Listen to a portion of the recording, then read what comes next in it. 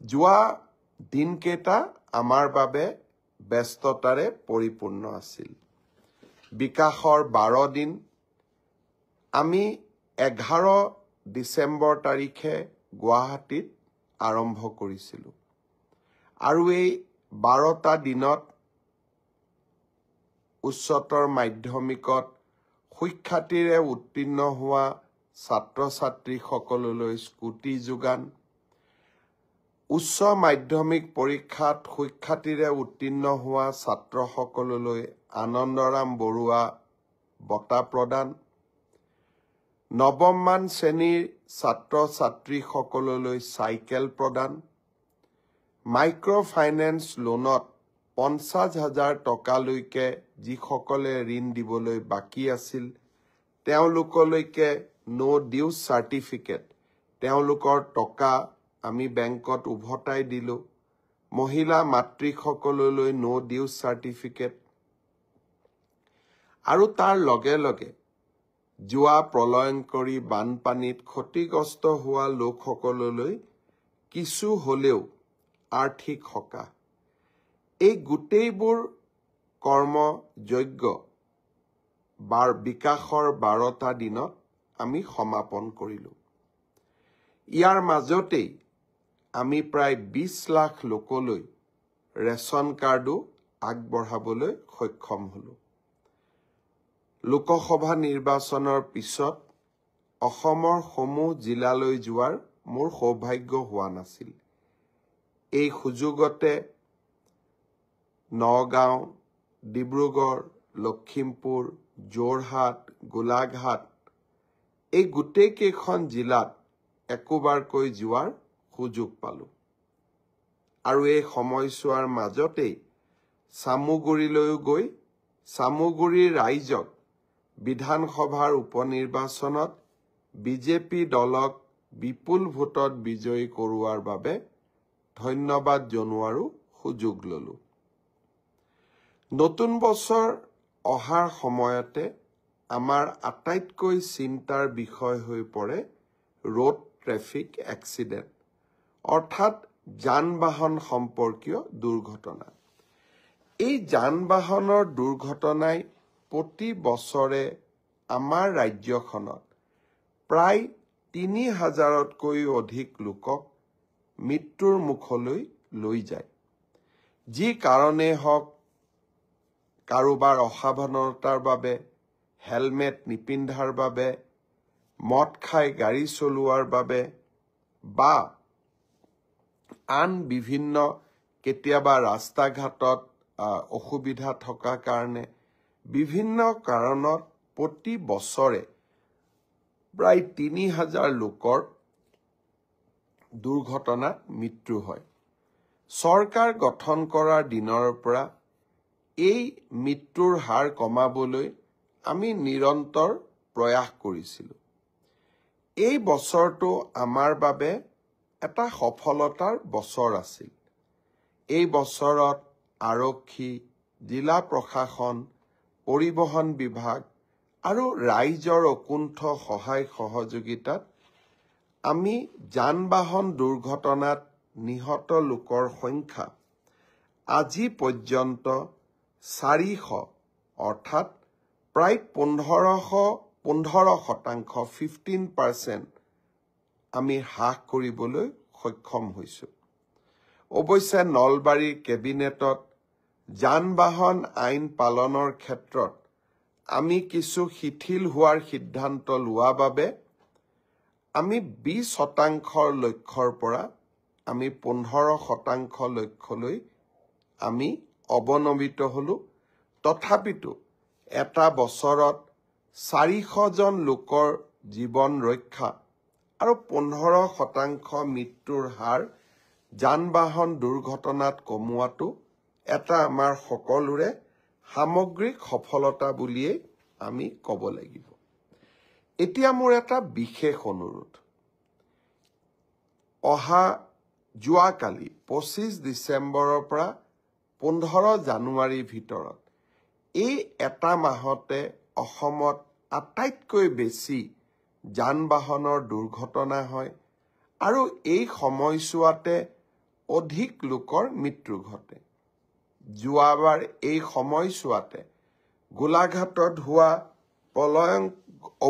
অদ্ভুত বাছ দুৰ্ঘটনাত পিকনিক খাবলৈ যোৱা গাঁৱৰ লোকসকলে যি দুৰ্ঘটনাৰ সন্মুখীন হৈছিল, তাত আমি কেইবাজনো লোকক হেৰুৱাই পেলাইছিলোঁ। গাঁওখনলৈ যাওঁতে সঁচাকৈয়ে মন সেমেকি উঠিছিলে।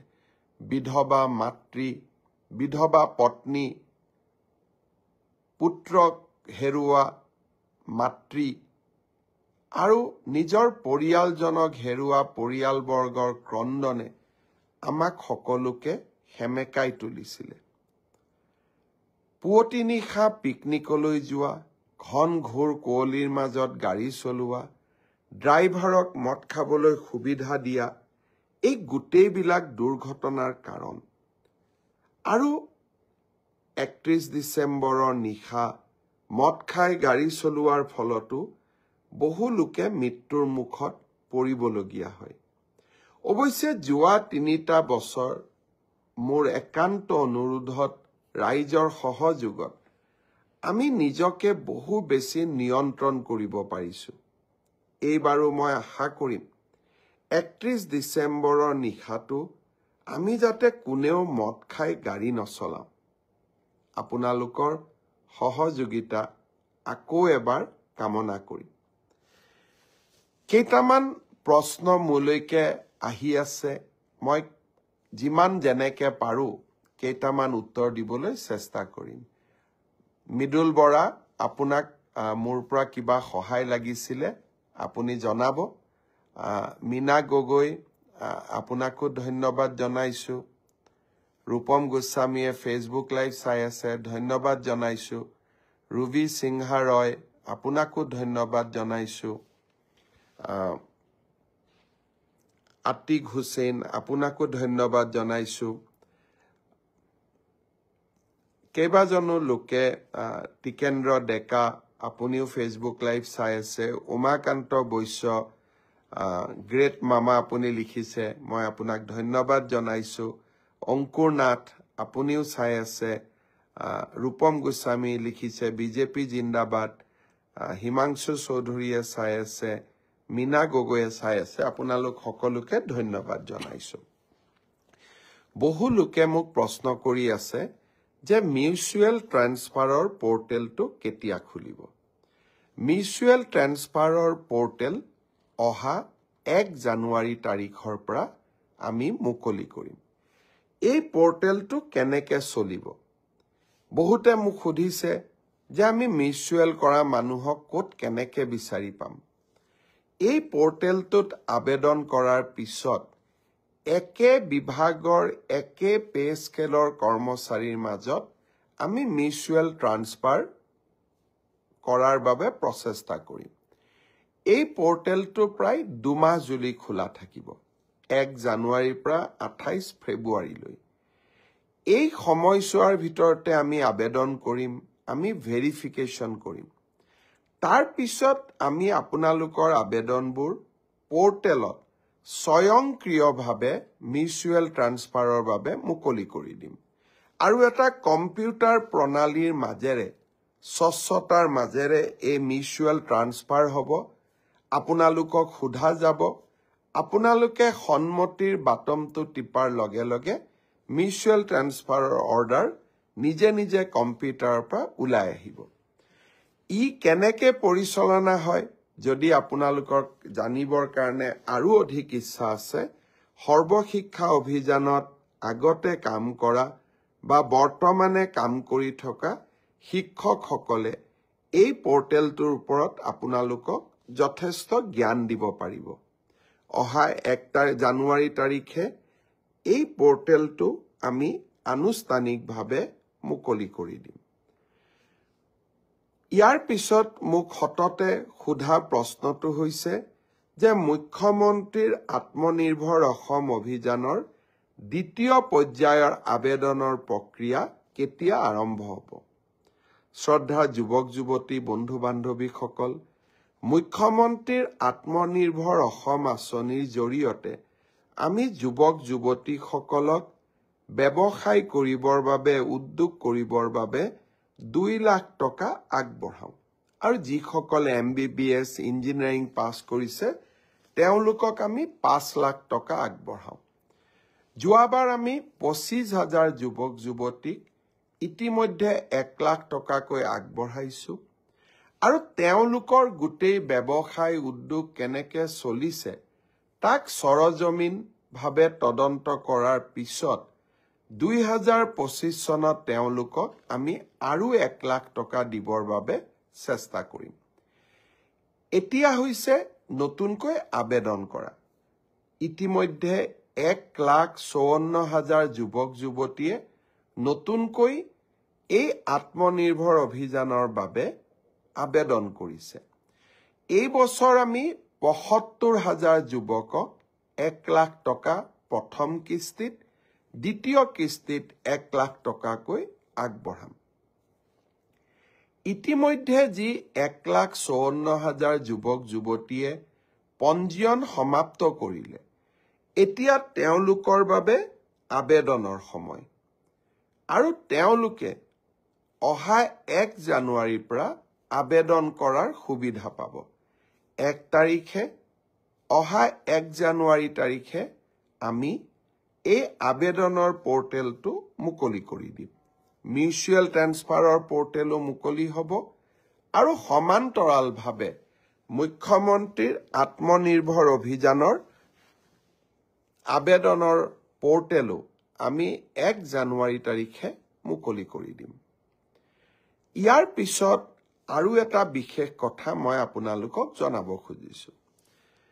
লখিমপুৰৰ কেবিনেটত আমি এটা বিশেষ ঘোষণা কৰিছিলো যে ষ্টেট বেংক অফ ইণ্ডিয়া আৰু অসম চৰকাৰৰ মাজত আমি এখন বুজাবুজিৰ চুক্তি স্বাক্ষৰ কৰিম যাৰ জৰিয়তে কোনোবা চৰকাৰী কৰ্মচাৰীয়ে কৰ্মৰত অৱস্থাত যদি মৃত্যুমুখত পৰে তেওঁলোকে 5 লাখ টকাৰ পৰা 10 লাখ টকা তেওঁলোকৰ পৰিয়ালে অতিৰিক্ত লাইফ ইন্সুৰেন্স পাব চৰকাৰৰ পৰা পোৱা সহায়ৰ উপৰিও দুৰ্ঘটনাজনিত কাৰণত মৃত্যু হলে 1 কোটি টকা পৰিয়ালটোৱে পাব আৰু যদি দুৰ্ঘটনাত পাৰ্মানেন্ট ডিজেবল হয় তেতিয়াও তেওঁলোকে 70 লাখ টকা তেওঁলোকে পৰিয়ালটোৱে লাভ কৰিব লখিমপুৰৰ কেবিনেট সিদ্ধান্ত হোৱাৰ পিছত আমি বেংকসমূহৰ লগত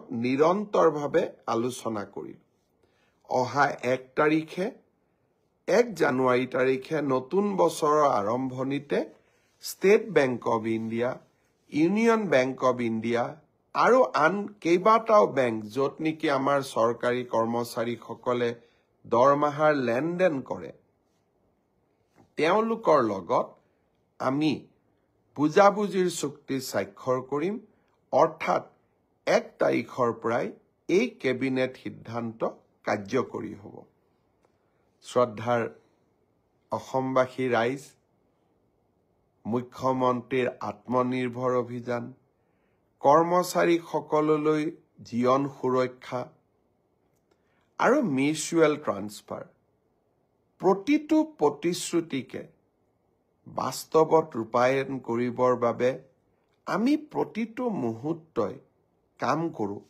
আৰু এই কামবিলাক সম্পূৰ্ণ হোৱাৰ লগে লগে এই কৰ্মযজ্ঞৰ ফচলসমূহ আপোনালোকৰ বাবে লৈ আহোঁ অহা 1 জানুৱাৰী দিনটোত এনে 3টা কৰ্মযজ্ঞৰ ফচল আপোনালোকৰ ওচৰলৈ মই লৈ আহিবলৈ চেষ্টা কৰিম শ্ৰদ্ধাৰ ৰাইজ অহা 31 ডিচেম্বৰত মিছন বসুন্ধৰাৰ আবেদনৰ সময় শেষ হ'ব এইবাৰ মিছন বসুন্ধৰাত আমি চেষ্টা কৰিছো যাতে অসমৰ শিক্ষানুষ্ঠানসমূহ ক্লাবসমূহ সাংস্কৃতিক অনুষ্ঠানসমূহ আমাৰ মন্দিৰসমূহ নামঘৰসমূহ এওঁলোকে যাতে য'ত আমাৰ এই অনুষ্ঠানবোৰ আছে এই মাটিবোৰ যাতে আমি ম্যাদী পট্টা কৰি ল'ব পাৰোঁ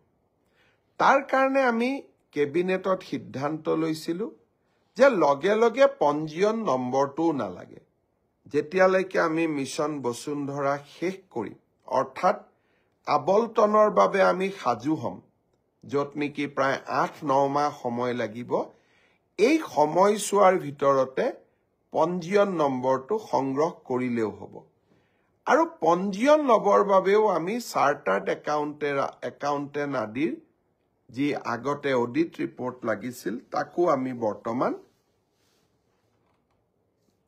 সেই ব্যৱস্থাও আমি স্থগিত কৰিছো এটা পঞ্জীয়ন লাভ কৰাৰ নিয়ম আমি সহজলব্ধ কৰিছো আৰু পঞ্জীয়ন পিছত কৰিলেও আবেদন কৰাৰ ৰাস্তাও আমি খুলি দিছো মই সামাজিক অনুষ্ঠানসমূহক এইবাৰ মিছন বসুন্ধৰাত অহা 31 ডিচেম্বৰৰ আগতে আবেদন কৰিবলৈ পুনৰ এবাৰ আহ্বান জনাম আৰু এই প্ৰচেষ্টাত সহায় কৰিবৰ বাবে আমাৰ মন্ত্ৰী বিধায়ক আৰু আমাৰ জনপ্ৰতিনিধি বা সমাজ সেৱিক যিসকল ৰাইজৰ লগত কাম কৰে তেওঁলোককো মই এই ক্ষেত্ৰত আমাৰ সামাজিক অনুষ্ঠানসমূহক প্ৰেৰণা যোগাবৰ বাবে আহ্বান জনাম অহা 1 জানুৱাৰী তাৰিখে আৰু আমি কেইবাটাও নতুন আঁচনি হাতত লোৱাৰ বাবে চেষ্টা কৰিম কিন্তু আটাইতকৈ গুৰুত্বপূৰ্ণ 1 জানুৱাৰী তাৰিখে আমি যি নতুন কাম আৰম্ভ কৰিম তাৰ ভিতৰত মই কেইটামান ঘোষণা কৰিবলৈ চেষ্টা কৰিম যে কেনেকৈ অহা বছৰটো আমাৰ চৰকাৰে কিতাপৰ বৰ্ষ হিচাপে পালন কৰিব অহা কালিৰ পৰা গুৱাহাটীত অসম প্ৰকাশন পৰিষদ আৰু পুস্তক বিক্ৰেতা সংস্থাৰ যৌথ উদ্যোগত প্ৰথমবাৰৰ বাবে খানাপাৰা খেলপথাৰত গ্ৰন্থমেলা অনুষ্ঠিত হ'ব চানমাৰী ইঞ্জিনিয়াৰিং ইনষ্টিটিউট খেলপথাৰৰ পৰা আহল বহলকৈ যাতে গ্ৰন্থমেলা অনুষ্ঠিত কৰিব পাৰি সেইবাবে এইবাৰ আমি গ্ৰন্থমেলা খানাপাৰাৰ ভেটেনাৰী খেলপথাৰত অনুষ্ঠিত কৰিম কিতাপৰ বৰ্ষটো 1 জানুৱাৰীৰ পৰা আৰম্ভ হ'ব কিন্তু মই আহ্বান কৰিম প্ৰতিগৰাকী গ্ৰন্থপ্ৰেমী ৰাইজক যেন আমি সকলোৱে এইবাৰ গ্ৰন্থমেলালৈ যাওঁ আৰু যিবোৰ অঞ্চলত গ্ৰন্থমেলা অনুষ্ঠিত নহয় সেইবোৰ অঞ্চলত কিতাপৰ দোকানলৈ গৈ আমি যাতে কিতাপ কিনাৰ অভ্যাস আৰম্ভ কৰোঁ গ্ৰন্থই এটা জাতিৰ সভ্যতাক পৰিচয় দিয়ে আৰু ভাল গ্ৰন্থই মানুহৰ জীৱন সলনি কৰে মই আশা কৰোঁ সকলোৱে যেন এইবাৰ গ্ৰন্থ মেলাটো অংশগ্ৰহণ কৰে আৰু কিতাপৰ বৰ্ষ পালন কৰাটো চৰকাৰক যাতে সহযোগিতা আগবঢ়ায় মই লেখকসকলকো অনুৰোধ কৰিম যে আশাৰ কথা লিখিবৰ বাবে আমি চেষ্টা কৰিব লাগে হতাশা নিৰাশা বিপ্লৱ এইবিলাক লেখনিয়ে পাঠক সমাজক কৰবাৰ পৰা নহয় কৰবাৰ পৰা কিতাপৰ পৰা আঁতৰাই লৈ যায় ইয়াৰ পৰিৱৰ্তে আমাৰ গৌৰৱময় অতীত আমাৰ চাৰিওফালে থকা সমাজৰ বিভিন্ন ঘটনা আৰু ভৱিষ্যতৰ আশাৰ ভাৰত আশাৰ সপোন এইবিলাক কথাৰ ওপৰত যেতিয়া আমি গ্ৰন্থ ৰচনা কৰিম মই ভাবো এই গ্ৰন্থই পাঠকসকলক অত্যন্ত উৎসাহিত কৰে মই লিখা গোটেই কেইখন গ্ৰন্থই কৰবাত নহয় কৰবাত আশাক প্ৰতিনিধিত্ব যাতে কৰে তাৰ বাবে মই চেষ্টা কৰিছিলো আৰু সমাগত সময়েৰে আৰম্ভ কৰা মোৰ প্ৰতিকেইখন গ্ৰন্থ জনতাই যি ধৰণে আঁকোৱালি লৈছিলে তাৰ পৰা মই কৰবাত নহয় কৰবাত আশ্বস্ত হওঁ যে ৰাইজে আশাৰ কথা শুনিব খোজে ৰাইজে আমাৰ গৌৰৱময় অতীতৰ বিষয়ে জানিব খুব বিচাৰে। ধ্ৰুপদী অসমীয়া ভাষা হ'ল।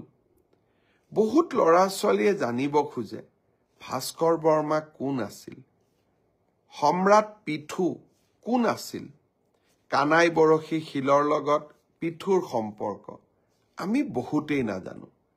ভাস্কৰ বৰ্মাৰ ৰাজত্বৰ সময়তে হিউৱেন চাং অসমলৈ আহিছিল আৰু তাৰ পৰাই ধ্ৰুপদী অসমীয়াৰ যাত্ৰা আৰম্ভ হৈছিল। চুকাফা, লাচিত, সতী সাধনী, সতী ৰাধিকা, এই সমগ্ৰ জীৱন প্ৰক্ৰিয়াৰ উপৰিও ভাৰতৰ প্ৰেক্ষাপটতো আমি আমাৰ গৌৰৱময় অতীতসমূহৰ বিষয়ে আমাৰ যুৱ প্ৰজন্মক জনোৱা উচিত। ব্ৰিটিছৰ শাসনৰ সময়ত কেনেদৰে ঝান্সী ৰাণী লক্ষ্মীবাইৰ পৰা আৰম্ভ কৰি মণিৰাম দেৱানলৈ আমি কেনেকৈ সংগ্ৰাম কৰিছিলোঁ আৰু সমগ্ৰ ভাৰততে এনে মহান নায়কসমূহৰ জীৱন কথা লুকাই আছে। মই ভাবোঁ যে আমাৰ গ্ৰন্থ লেখকসকলে একোটা ভাল টপিকৰ ওপৰত গ্ৰন্থ লিখাৰ বাবে প্ৰচেষ্টা কৰে আৰু যি টপিকে যুৱ প্ৰজন্মক আকৌ কিতাপৰ প্ৰতি আকৰ্ষণ কৰে। মই কাকো পৰামৰ্শ দিয়া নাই উপন্যাসৰ থিম কি হ'ব, গল্পৰ থিম কি হ'ব, আপোনালোকে নিৰ্বাচন কৰক। কিন্তু যুৱ প্ৰজন্ম যাতে গ্ৰন্থৰ প্ৰতি আগ্ৰহীত হয় তেনেকুৱা ধৰণৰ কথা বতৰা আমি যাতে কিতাপৰ জৰিয়তে লিখিবৰ বাবে চেষ্টা কৰোঁ। এই বছৰটোত গ্ৰন্থক আকৌ এবাৰ উৎসাহিত কৰাৰ বাবে আমি সকলো ধৰণৰ প্ৰচেষ্টা কৰিম। বিকাশৰ 12 দিনত অসমৰ বিভিন্ন জিলালৈ যাওঁতে মোক বহুত ল'ৰা ছোৱালীয়ে প্ৰশ্ন কৰিছে যে পুলিচৰ ফিজিকেল ফিটনেছ আমি পাছ কৰিলোঁ, এতিয়া লিখিত পৰীক্ষা কেতিয়া হ'ব? ফেব্ৰুৱাৰী মাহৰ ভিতৰত এই লিখিত পৰীক্ষা সমাপন কৰাৰ বাবে আমি প্ৰচেষ্টা কৰিম। বহুত ল'ৰা ছোৱালীয়ে সুধিছে যে মামা এডিআৰই ৰিজাল্ট কেতিয়া দিব? এডিআৰই ৰিজাল্টটো আমি তৃতীয় আৰু চতুৰ্থ বৰ্গৰ আটাইকেইটা পৰীক্ষাৰ ৰিজাল্ট আমি ফেব্ৰুৱাৰী মাহৰ শেষৰ ফালে বা মাৰ্চ মাহৰ প্ৰথম সপ্তাহতে দিবৰ বাবে আমি চেষ্টা কৰিম। ইতিমধ্যে এই গোটেই প্ৰচেষ্টাবোৰ আৰম্ভ হৈছে আৰু আমাৰ প্ৰচেষ্টা হ'ব যে নিৰ্ধাৰিত সময়ত এইবাৰ আমি প্ৰতিশ্ৰুতি দিয়া অনুসৰি 30,000 নিযুক্তি আমি যাতে সমাপন কৰিব পাৰোঁ। প্ৰাদেশিকৰণৰ ওপৰতো আমাৰ সমাজত বহুত চিন্তা চৰ্চা হৈ থাকে। অলপতে গুৱাহাটী উচ্চ ন্যায়ালয়ে প্ৰাদেশিকৰণৰ ব্যৱস্থাটোৰ ওপৰত এটা গুৰুত্বপূৰ্ণ ৰায় প্ৰদান কৰিছে। আমি সেই ৰায় অধ্যয়ন কৰি আছোঁ আৰু তাৰ পিছতেই প্ৰাদেশিকৰণৰ ওপৰতো আপোনালোকক মই কিছু কথা ক'বৰ বাবে যত্ন কৰিম। শ্ৰদ্ধাৰ ৰাইজ, পুনৰ এবাৰ আপোনালোকক মই ধন্যবাদ জনাম যে বিকাশৰ 12টা দিন এই সমগ্ৰ সময়ছোৱাত আমাৰ অসমৰ বিভিন্ন স্থানলৈ যোৱা মন্ত্ৰীসকলক বা ব্যক্তিগতভাৱে মোক আপোনালোকে যি মৰম সাদৰ দেখুৱালে তাৰ বাবে মই আপোনালোকক পুনৰ এবাৰ ধন্যবাদ জনাম। 5টা বিধানসভাৰ উপনিৰ্বাচন, লোকসভা সমষ্টি লোকসভা নিৰ্বাচনত বিজেপিৰ চমকপ্ৰদ বিজয়, এই গোটেইবিলাকৰ প্ৰেক্ষাপটত এতিয়া আমি 2025 চনৰ বাবে সাজু হ'ম। 2025 চন ৰাজনৈতিক দৃষ্টিভংগীৰেও গুৰুত্বপূৰ্ণ হৈ থাকিব। বছৰটোৰ আৰম্ভণিতে পঞ্চায়তৰ নিৰ্বাচন, তাৰ পৰৱৰ্তী সময়ত স্বায়ত্তশাসিত পৰিষদসমূহৰ নিৰ্বাচন আৰু তাৰ পিছত বিটিআৰৰ নিৰ্বাচন। আৰু এই ধৰণে 25 চনৰ ৰাজনৈতিক ঘটনাৰাজিৰ মাজতে আমি 26ৰ বিধানসভা নিৰ্বাচনলৈও আগবাঢ়ি যাম। স্বাভাৱিকভাৱে 2025 চনটো আমাৰ বাবেও ফুল অফ একশ্যন বা আমাৰ বাবেও ব্যস্ততাপূৰ্ণ হ'ব।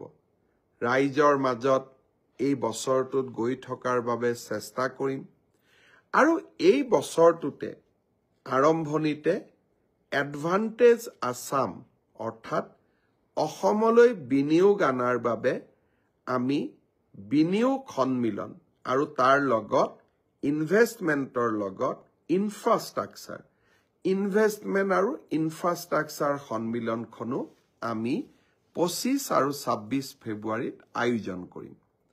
24 ফেব্ৰুৱাৰীত প্ৰধানমন্ত্ৰী নৰেন্দ্ৰ মোদী ডাঙৰীয়া অসমলৈ আহিব আৰু সেই দিনাখনে আমি 8,000তকৈও অধিক যুৱক যুৱতীৰে ঝুমুৰ এই অসমৰ চাহ বাগিচাৰ জনগোষ্ঠীৰ বিশেষ সাংস্কৃতিক উপাদানটোক গুৱাহাটীৰ সৰুসজাই ষ্টেডিয়ামত আমি সামগ্ৰিক প্ৰদৰ্শন কৰিম।